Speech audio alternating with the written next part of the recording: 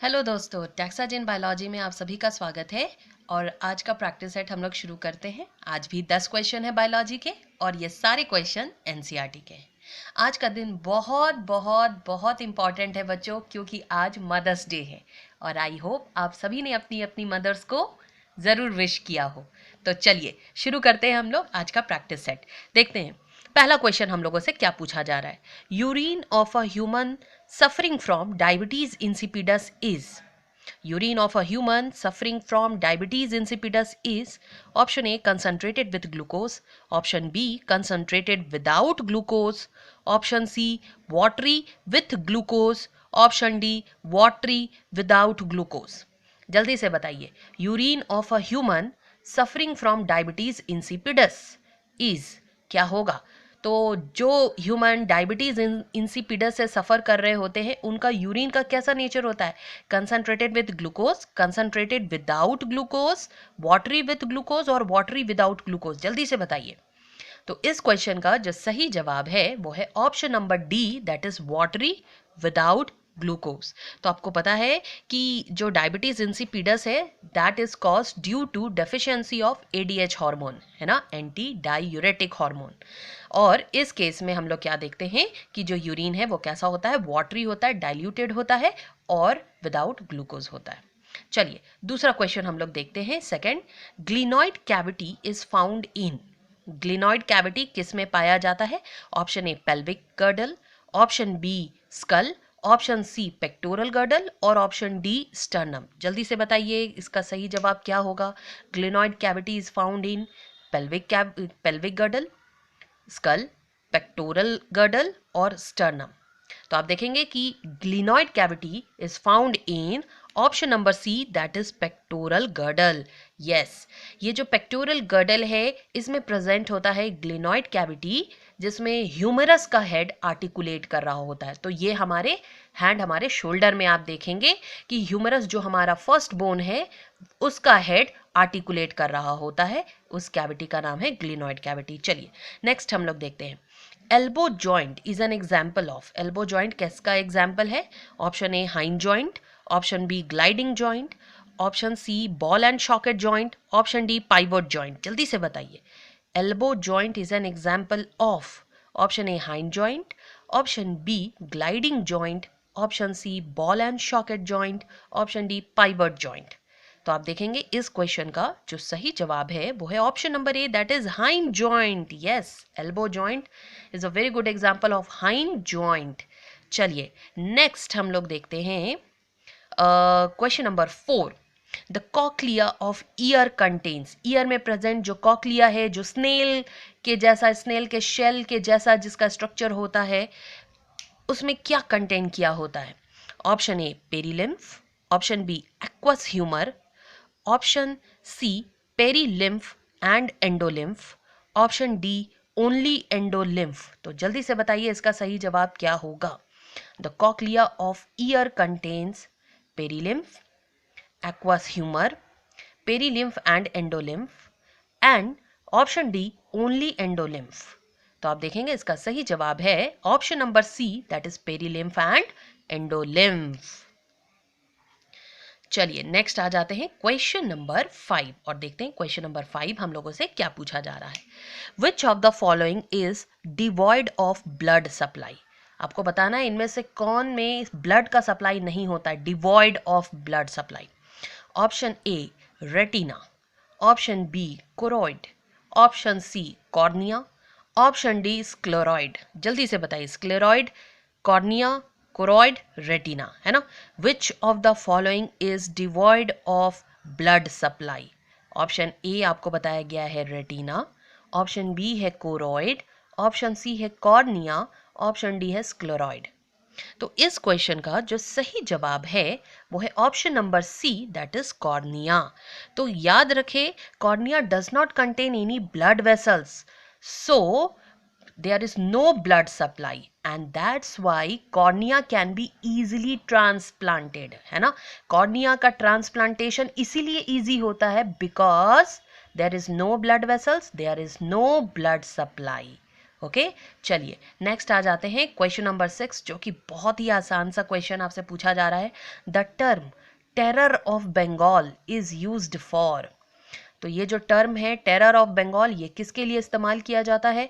Option A Bengal tigers, option B water hyacinth, option C algal bloom, option D aquatic fauna. जल्दी से बताइए इसमें से कौन सा सही जवाब होगा। The term terror of Bengal is used for option A Bengal tiger, option B water hyacinth, option C algal bloom, option D aquatic fauna. तो इस क्वेश्चन का जो सही जवाब है वो है option number B, that is water hyacinth. Yes, Eichhornia crassipes इसका बोटैनिकल नेम है। तो बोटैनिकल नेम भी आप जरूर याद कर लीजिए, क्योंकि वाटर हियासिंथ ना देकर इसका बोटैनिकल नेम भी दे सकता है ना क्वेश्चन में। तो ध्यान रहे वाटर हियासिंथ को टेरर ऑफ बंगाल कहा जाता है, और ये इंग्लैंड से एग्जॉटिक वीड है, ये इंग्लैंड से लाया गया था इंडिया, मगर ये एक्वाटिक वीड है और जहाँ भी पानी होता है यहाँ वो तेजी से ग्रो कर जाता है, जिसकी वजह से आप देखेंगे प्रॉब्लम्स होने शुरू हो गए, पानी की क्वालिटी खराब होनी शुरू हो गई, और साथ ही साथ पानी में ऑक्सीजन न्यूट्रिएंट्स की कमी होती चली गई। जो एक्वाटिक एनिमल्स हैं स्पेशली फिशेस, उनकी डेथ होनी शुरू हो गई, और इसीलिए इसको क्या कहा जाने लग गया? Terror of Bengal. Terror of Bengal यानी कि वाटर हियासिंथ से हम लोग कैसे निजात पाते हैं? By using Chinese carp. तो चाइनीज कार्प फिश का इस्तेमाल करके वाटर हियासिंथ से काफी हद तक हम लोग क्या कर सकते हैं? बचा जा सकता है, इसे खत्म किया जा सकता है। चलिए आ जाते हैं क्वेश्चन नंबर 7। क्वेश्चन नंबर 7 हम लोग देखते हैं, और ये भी एक बहुत ही आसान सा क्वेश्चन है। आप देखेंगे कि exine of pollen grains are formed by, exine of pollen grains are formed of option A callose, option B pectocellulose, option C lignocellulose, और option D sporopollenin.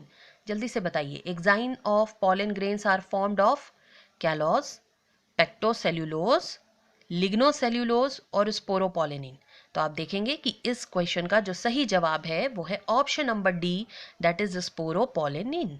Sporopollenin is one of the most resistant organic material, है ना, जो outer layer of pollen grain यानी एक्सिन इसका बना होता है, और इसीलिए पॉलन ग्रेन्स को हम लोग क्या कर सकते हैं? कई ईयर्स तक प्रिजर्व करके रख सकते हैं एज अ फॉसिल। चलिए आ जाते हैं question number 8। The enlarged end of penis is covered by a loose fold of skin is called. The enlarged end of penis is covered by a loose fold of skin is called.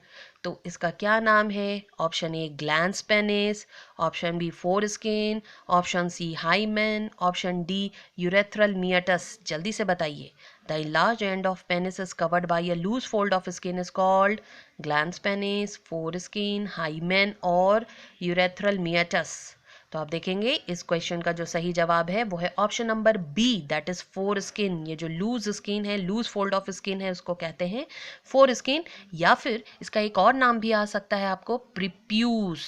तो ये भी आप learn रखेंगे, prepuce या फिर four skin भी कहा जाता है। चलिए आ जाते हैं question number 9। Which of the following hormone maintain the function of male sex accessory gland and ducts?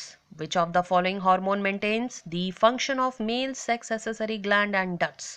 Option A estrogen, option B androgen, option C progesterone, option D luteinizing hormone। जल्दी से बताइए इस क्वेश्चन का सही जवाब क्या होगा। Which of the following hormone maintains the function of male sex accessory gland and ducts? Option A estrogen, option B androgen, option C progesterone, option D luteinizing hormone. तो आप देखेंगे इसका जो सही जवाब है वो है option number B, that is androgen. Yes, androgen. Androgen is not a single hormone but it is a group of hormone and the main component is testosterone. चलिए last question, question number 10। Which of the following most often limits the primary productivity of the ecosystem?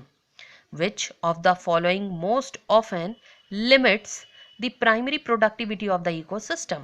Option A solar radiation or light, option B oxygen, option C consumers और option D nitrogen. तो जल्दी से बताइए इनमें से कौन से ऐसे वो फैक्टर हैं जो प्राइमरी प्रोडक्टिविटी किसी भी इकोसिस्टम को लिमिट कर सकता है? सोलर रेडिएशन और लाइट, ऑक्सीजन, कंज्यूमर्स, नाइट्रोजन।